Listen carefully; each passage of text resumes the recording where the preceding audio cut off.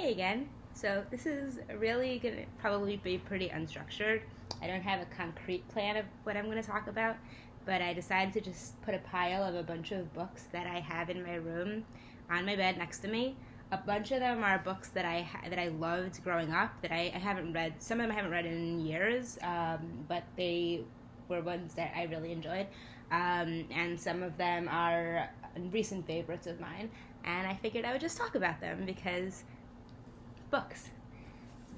Okay, so so for one thing to know about me is that when I was when I was a kid, I was a bit of a book destroyer. I would read my books while I was eating, while I was going everywhere, which I kind of still do, but wasn't nearly as careful with them. So I kind of a lot of my books that I loved are somewhat falling apart right now.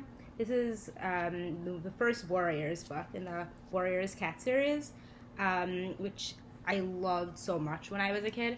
And I actually did reread this series again recently and was pretty surprised at how well it held up.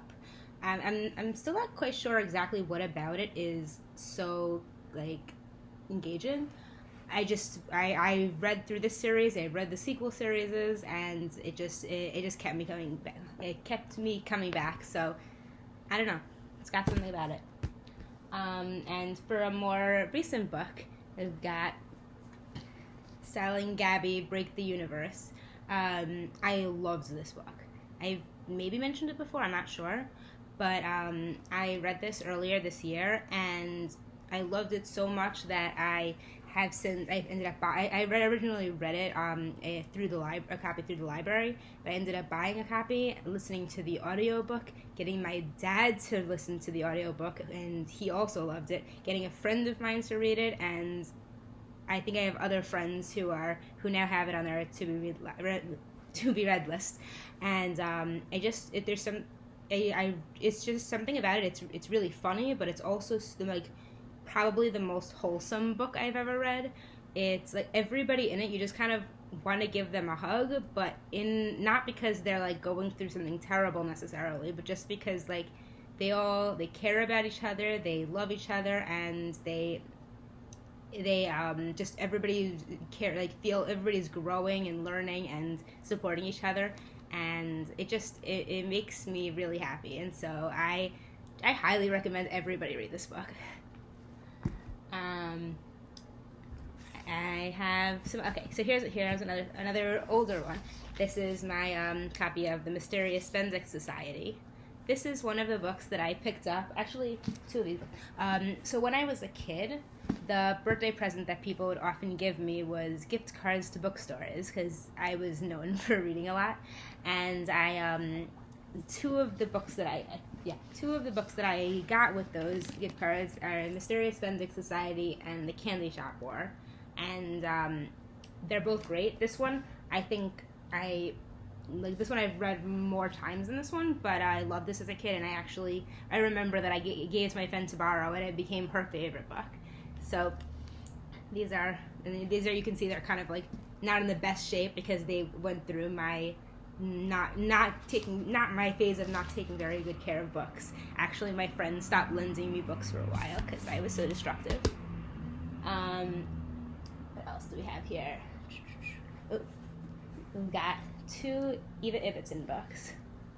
Actually, these feel kind of appropriate. I don't usually read things that qualify as scary and ghostly, but if anybody's looking for kind of books for this month, because I know a lot of people are celebrating Halloween now and are into the spooky kind of books. These books, or pretty much any of Eva Ibbotson's children's books, are really, really great for that sort of theme, because they're usually about ghosts and witches and sort of monsters, but in like a pretty not scary way. Like sometimes they're bad, sometimes they're they're good guys, but it's always these like wholesome adventures of a kid going off and befriending creatures and saving the day from some bad guy or other, and I really loved them. And here's another book I had from my kid. It's actually kind of big. This is the book that some people may have seen the movie The Box Trolls that was a I think maybe stop motion or something like that, and that was based on this. It's a really odd book. I remember like there's some really strange stuff going in here, but it's a lot of fun. It's pretty silly, and it's got some art. Yeah, and I kept it around. I enjoy it. And for another more recent book, we've got Akata Witch. I hope that's how you pronounce it. And this is a book that I wasn't sure if it qualified as middle grade because it felt a bit more advanced to me, but maybe it's just a stylistic thing. But it's a pretty cool book about this girl who's lives in Nigeria. She's albino, and so she kind of doesn't feel like she fits in, and then she finds out that she sort of has these magical powers and is introduced to this sort of secret world of people who have powers like her, and kind of fight bad guy, has to save the day, but like there's a lot, it's very it feels very maybe atmospheric is the word for it. It just it really, you really get into the details. It feels like you're really there, and I guess maybe it's sort of maybe can consider contemporary fantasy. I don't really know the terminology, but because it takes place in Nigeria and I'm not familiar with Nigeria, it has a sort of magical feel to me, which I guess is a kind of interesting thing to think about. But I enjoyed it, and I'm planning on reading the sequel. So that was a bit of my rambling. I have a lot of other books, but largely they're ones that have been talked about a lot by the BookTube community, and so I don't really need to go on about them. And I have some more books coming, because I recently decided that I am going to be okay buying books, which is sort of a new thing for me. I'm not usually very good at buying things for myself. I like buying things for other people, but I'm kind of excited about this new trip in my life. I'm gonna have to get bookshelves, and it's making me really happy.